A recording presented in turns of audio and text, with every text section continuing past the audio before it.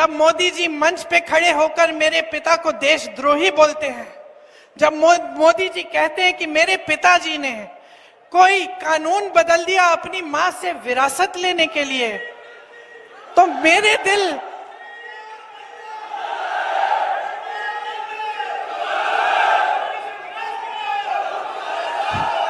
तो मोदी जी इस बात को समझ नहीं पाएंगे कि मेरे पिताजी को विरासत में धन दौलत नहीं मिली, मेरे पिताजी को विरासत में शहादत की भावना मिली।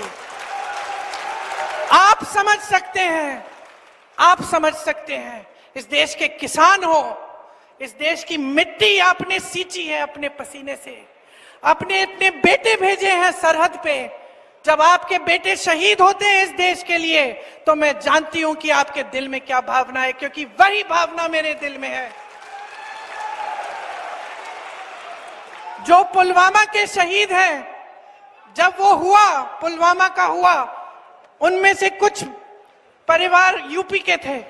उस समय मैं यूपी में थी, मैं गई उनके घर, और ज्यादातर परिवारों में पता है क्या बताया उन्होंने मुझे? जो बच्चे बचे थे उन्होंने कहा दीदी हमको भी सेना में भर्ती होना है। एक लड़की थी, उसका भाई एयरफोर्स में था, उसने कहा दीदी मैं पायलट बनूंगी, मैं एयरफोर्स में भर्ती होंगी। यही है शहादत की भावना। ये भावना मोदी जी नहीं समझ सकते। जो मोदी जी इंदिरा गांधी जैसी एक शहीद के बारे में उल्टी सीधी बातें करते हैं, जो मोदी जी इस भावना को देख के सिर्फ परिवारवाद देखते हैं, लेकिन देशभक्ति नहीं देखते, देश की सेवा नहीं देखते, वो इस भावना को नहीं समझ सकते।